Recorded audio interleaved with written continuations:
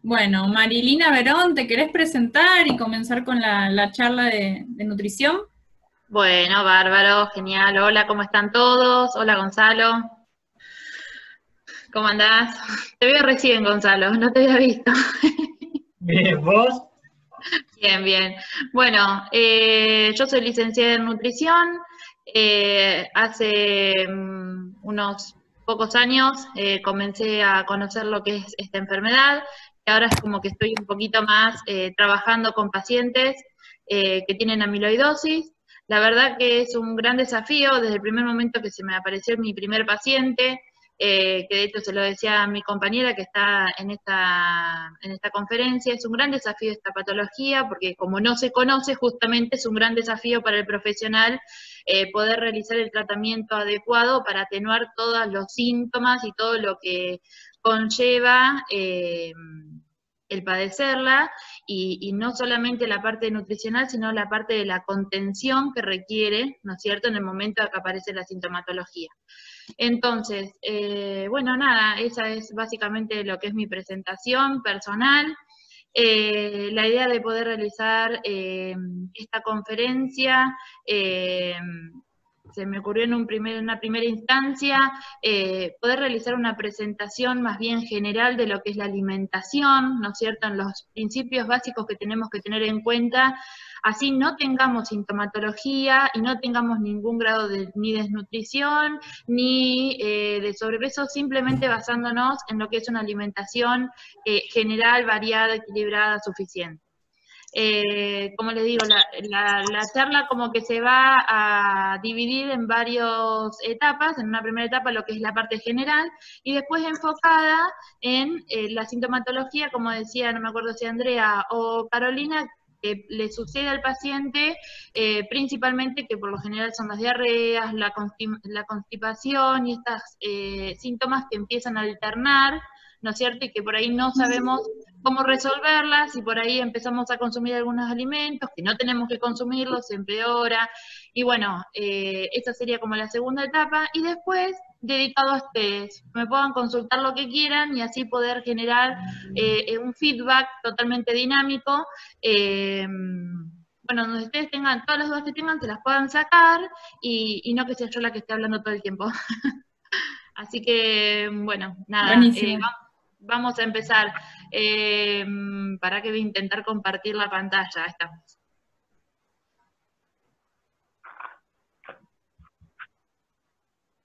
¿Y ahora qué coño es? Bueno, ¿me escuchan? Sí, Ahí, bien, ahí estamos. Bueno, como les decía, en una primera instancia yo lo que les voy a estar mostrando, esperen que voy a intentar ponerlo como diapositiva. Ahí estamos. Hoy. Segundos, ya estamos. Bueno, como que no estaría pudiendo. Tranqui, tranqui. ¿Qué necesitas hacer? no, abajo Ahí ahí estamos, tiene que ahí poner. estamos, ahí estamos, ahí Ahí estamos, ahí está, estamos. genial. Bueno, en una primera instancia, como les decía, lo que quería comentarles era la alimentación general que tenemos que tener en cuanto a una buena calidad alimentaria, que sea variada, que sea suficiente, que sea equilibrada, y para esto tenemos que tener en cuenta que no debemos prohibir grupos de alimentos. Acá lo que ven en la imagen es la gráfica de la alimentación de la población argentina, ¿sí? Eh, Hago bien hincapié en que es de la población argentina porque vi que hay integrantes acá en la charla de otros países y por ahí no se comparte la gráfica, pero bueno, que tengamos en cuenta que cada país va a tener alimentos determinados que son de consumo, de mayor consumo, y que por ahí la gráfica se puede modificar un poco, pero tampoco es que son grandes cambios, ¿sí? Entonces, bueno, esto de la población argentina salió hace un año y medio, 2 años, que fue cuando se realizó la actualización. Como verán, están todos los grupos de alimentos, principalmente frutas y verduras. Se divide en diferentes escalones, uno lo llama, ¿no es cierto? ¿Y por qué se divide de esta manera? Porque depende de la cantidad de porciones que debemos consumir de cada uno de los grupos de alimentos y la frecuencia de consumo. Por ejemplo, como verán, la mitad de la gráfica corresponden a lo que es verduras y frutas, y eso se debe específicamente porque debemos consumir alrededor de 5 porciones diarias de verduras y frutas en el día. Que si uno se las pone a contar, decís, bueno, es un montón de verduras y frutas y nos podemos limitar solamente a lo que es el almuerzo con verduras, la cena con verduras, después de almorzar y después de cenar fruta, y tenemos ya las 4 porciones. Si agregamos una fruta más, como a mitad de la tarde, cuando nos agarra ganas de picotear algo porque todavía no llegó el horario de la cena, ahí agregamos otra fruta más. Y además de estar consumiendo algo súper saludable, porque nos aporta un montón de vitaminas, nos aporta minerales, nos aporta fibra, nos aporta agua, estamos calmando esa ansiedad y evitamos comer alimentos que no son adecuados. Están todos los grupos, legumbres, cereales, papa, pan. Ese grupo es fundamental, es un grupo al que todo el mundo le tiene miedo, porque es un grupo es el grupo del dilema, ¿no es cierto?, en donde toda la sociedad habla justamente del pan, de la papa, del arroz, y que no específicamente tenemos que sacar. Obviamente depende de la patología que tenga cada uno, hay que ajustar la forma en que uno elige el alimento, si es integral, si es el común, si es tostado, es fresco, pero eso depende de cada uno, por eso justamente los planes de alimentación, eso también tenemos que tener en cuenta, cuando uno recurre a alguien para pedirle un consejo nutricional, tiene que ser alguien matriculado y que entienda del tema para que justamente cada plan de alimentación sea personalizado. Y adecuándose a la patología, a los gustos, a la edad de cada paciente. Por ejemplo, tenemos los lácteos fundamentales, los lácteos por el aporte del calcio, que es un mineral que se encuentra en este grupo, carnes, huevos, aceites, frutos secos y semillas, todos con un componente bien específico que puede llegar a, o sea, con una composición nutricional que lo hace importante. Las carnes y los huevos con la parte del hierro, pero que no significa que si hay alguien que tiene la elección de ser vegetariano o vegano, que pierde el hierro de la carne y que por eso no puede consumir otras cosas. Por eso hay particularidades que se charlan en la consulta individual. Fundamental el consumo de agua, ¿sí? Y no otros líquidos, como por ejemplo gaseosas, aguas saborizadas. Es fundamental que uno tenga dentro de su alimentación diaria el consumo de mínimo 2 litros de agua por día. Después se ajusta, como digo siempre, a lo individual. Y por supuesto, teniendo en cuenta lo que se ha visto a nivel población nacional, un menor consumo de sal. ¿Por qué? Porque todo el mundo le agregamos sal por las dudas. Bueno, y el tema de la actividad física, que en el caso de que haya posibilidad de que se pongan en movimiento, que no es necesario que salgan a hacer un deporte, sino con que se pongan en movimiento dentro de la casa, en este caso que no podemos salir porque estamos en cuarentena, hagan algo, no importa qué. Así sea sentados porque no podemos movilizar las piernas, pero que movamos los brazos, que podamos girar la cintura, que hagamos algo, no importa que no sea un deporte. El más actividad física, porque uno dice más actividad física, tengo que salir a caminar, tengo que ir al gimnasio, tengo que pagar, y no es necesario. Sino con el hecho de que nos pongamos en movimiento en casa, las mujeres, o los hombres también, no hay que ser machistas, que podamos limpiar, o sea, que agarramos el trapo, que pongamos a barrer, eso ya está en movimiento. Entonces, esas son como las particularidades generales. Ahora, como les estaba contando, cuando empezó la charla, lo primero que hablaron es el tema de cada una de las sintomatologías que aparecen generalmente. Entre eso, una de las cosas es, que no encuentro, es la constipación, la diarrea, los vómitos, que aparecen en realidad en forma alternada. Entonces ahí surge la pregunta de qué hago, qué como, porque mi mamá me dice una cosa, mi mujer me dice la otra, porque el vecino opina también y dice otra, y voy al médico y me saca todo y no puedo comer nada. En realidad hay diferentes formas de alimentos, o sea, hay diferentes formas en las cuales podemos elegir diferentes grupos de alimentos dependiendo cómo estemos. ¿Qué pasa si tenemos diarrea? ¿Y qué es la diarrea? No es que vaya una vez al baño y que en realidad, supuestamente dicen tengo diarrea y en realidad es colitis, no es diarrea. Diarrea es cuando sucede 2 días seguidos con varias deposiciones diarias y ahí decimos, bueno, estoy con diarrea. Lo importante es plantear objetivos. Objetivos como que, primero, el poder prevenir y evitar la deshidratación. Eso es lo fundamental. Como también evitar la pérdida de peso por esta diarrea que comienza a suceder.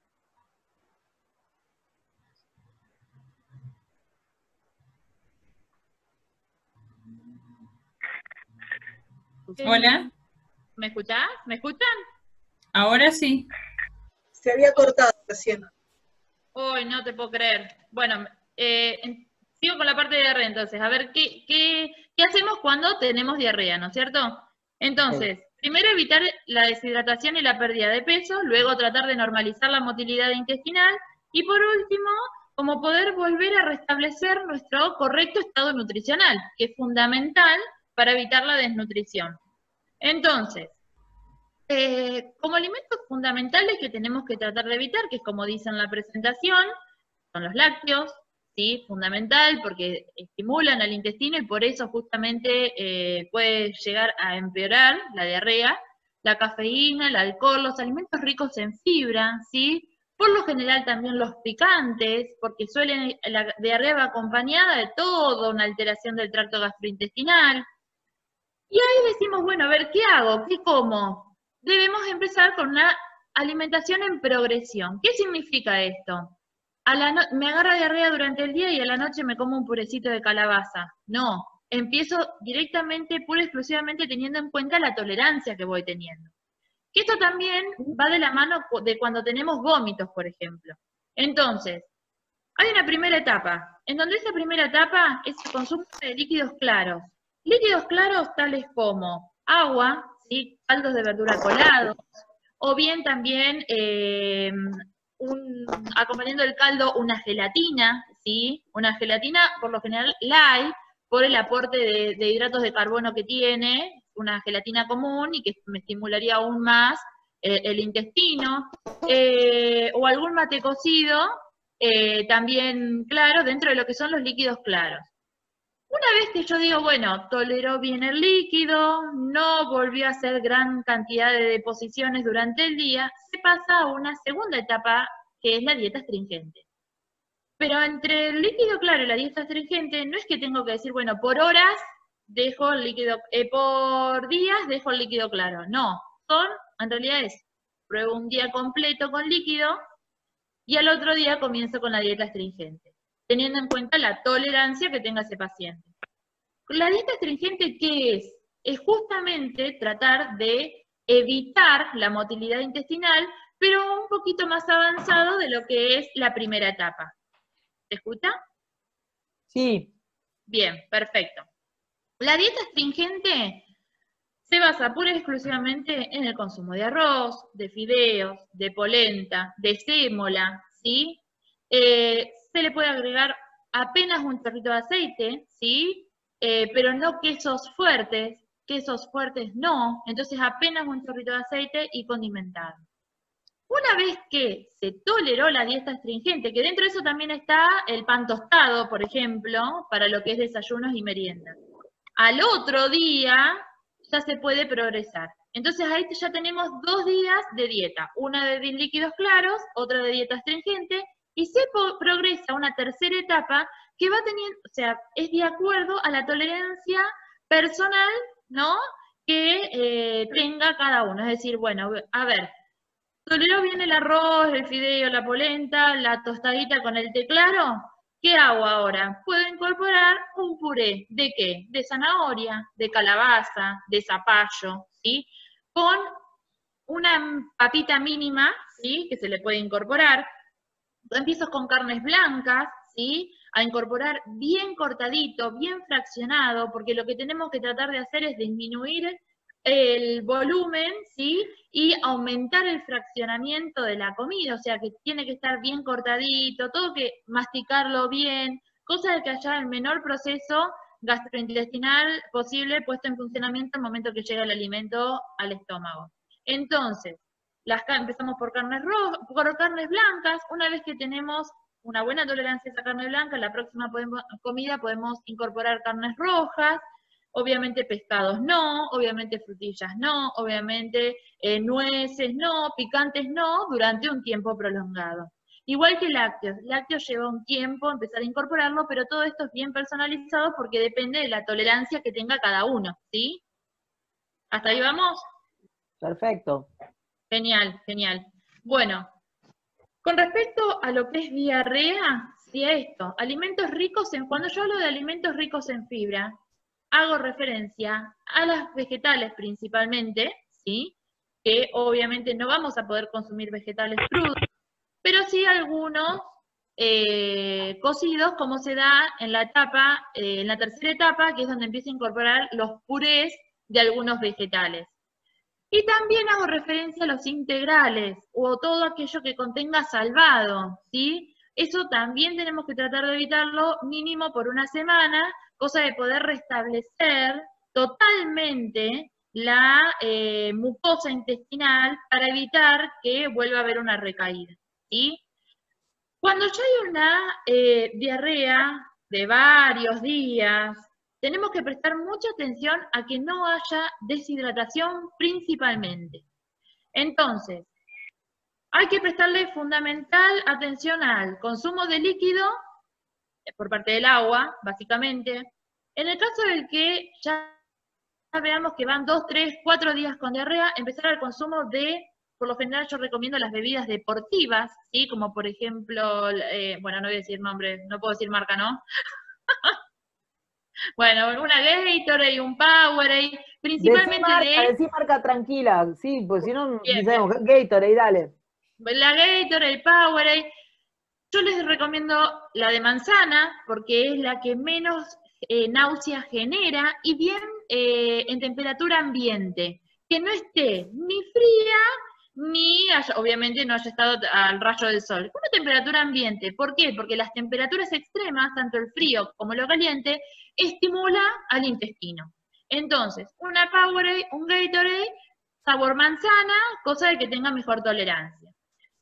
Si ya va muy avanzado, obviamente siempre tenemos que tener en cuenta que la consulta con el médico no puede faltar desde el minuto 0. Desde el minuto 0 que yo empiezo con diarrea, tenemos que consultar al médico. ¿Por qué? Porque él va a ir evaluando mi estado general al principio de la diarrea, ¿sí? Y después, a medida que va avanzando, si se requiere de sales de rehidratación, o si se requiere... ¿Se me escucha?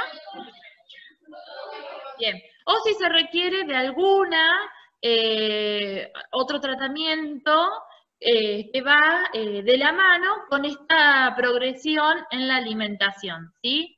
Pero principalmente tenemos que tener en cuenta que debemos evitar la deshidratación y la pérdida de peso, ¿sí? Con todas estas pautas que yo les fui dando, es lo que nos va a permitir lograr ese objetivo. Ahora, ¿qué pasa si nos vamos al otro extremo, ¿no es cierto? Que nos vamos a la constipación.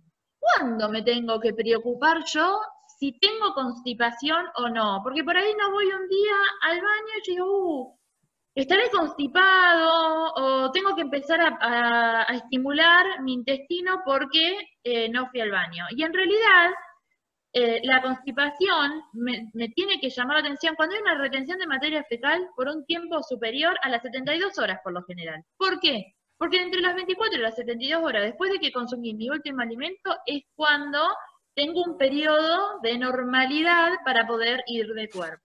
¿Sí? ¿Estamos? Bien. Entonces, todo lo contrario de lo que sucede con la diarrea. ¿Qué tenemos que hacer en el caso de que haya constipación? Primero, un mayor consumo de fibra, más cantidad de líquido, aumento en el fraccionamiento, evitar el sedentarismo y mayor volumen. ¿Qué significa todo esto? Primero, mayor consumo de fibra. ¿Por parte de qué? De las verduras, de las frutas, ¿sí? Principalmente de las verduras crudas, o de las frutas con cáscara, o de los cereales integrales, ¿sí? Panes, el arroz, los fideos, pero que si no me gusta, por ejemplo, un arroz, un fideo, puedo mezclar lo que son los almidones, como todo esto que les nombré, con los vegetales, ¿sí? En un mismo plato con los vegetales, y eso me permite aumentar la cantidad de fibra. O bien, tener a mano ese mix de semillas que se vende, que se comercializa, entonces le agrego semillas a todas las preparaciones que yo quiera, y eso es una forma de estimular también el intestino.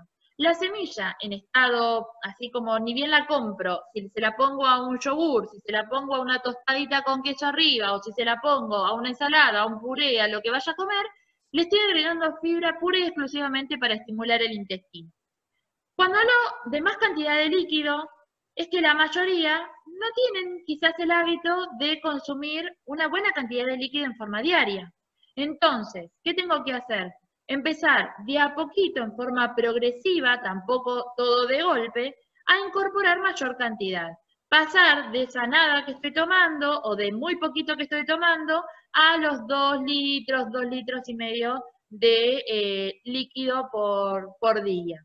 La cantidad de líquido me va a colaborar muchísimo, no solo para fomentar el estímulo intestinal, sino también para que se genere una rutina diaria de la defecación. A ver, no es todo acompañado de los alimentos, sino también de las medidas higiénico-dietéticas que llevemos a cabo, ¿sí? Un aumento en el fraccionamiento hace referencia a que podamos mantener un orden, como yo les decía, en la organización de las comidas, que haya un buen desayuno, que haya, si nos levantamos temprano y nos queda un largo periodo de horas entre el desayuno y el almuerzo, que comamos algo entre medio, que a la vez tengamos un buen almuerzo con alimentos ricos en fibra, que tengamos una buena merienda, y que después entre la merienda y la cena, si es que pasan muchas horas, también fomentar la colación de media tarde. Y por último, la cena. Pero es fundamental que podamos armarnos y organizarnos una buena alimentación, que no solamente es para estos casos especiales, sino es para manejar una buena alimentación en general. Evitar el sedentarismo, como yo le decía, es ponernos en movimiento, es estar sentados y estar moviéndonos, no necesariamente tenemos que estar parados y salir a correr o salir a caminar, sino con que nos pongamos, que nos movamos un poco es fundamental también para evitar este tipo de complicaciones. Y el mayor volumen, lo mismo que con el fraccionamiento, es decir, que podamos aumentar el volumen con los vegetales o con las frutas cuando hagamos preparación.